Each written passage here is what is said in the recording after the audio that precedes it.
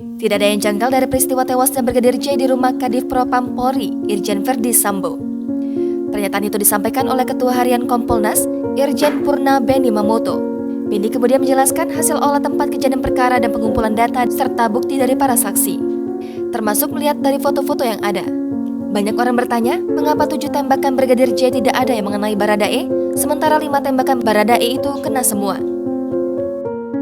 Beni menjelaskan alasannya. Ia mengatakan saat itu kondisi Brigadir J dalam keadaan panik dan tidak fokus untuk membidikkan senjatanya karena kaget usai ketahuan sehingga arah tembakannya tidak menentu. Di samping itu juga terhalang oleh tangga.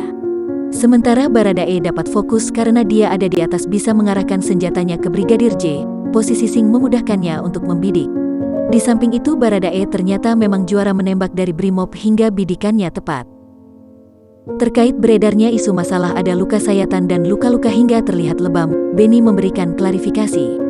Ia mengatakan sudah melihat langsung foto-fotonya. Ia kemudian menjelaskan tidak ada luka sayatan, yang ada adalah luka bekas pecahan peluru.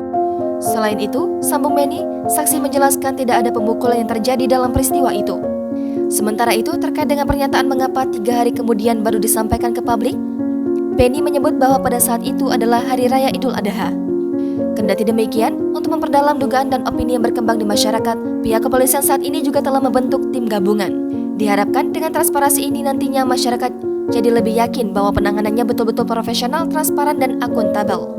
Sementara itu, terkait dengan pembekalan senjata api kepada Baradae, polisi menyebut itu sudah sesuai dengan standar operasional prosedur.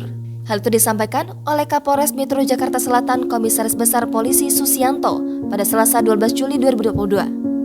Pembekalan senjata itu, kata Budi, dilakukan untuk pengamanan penjabat Polri. Jangan lupa subscribe, share, komen, dan like ya!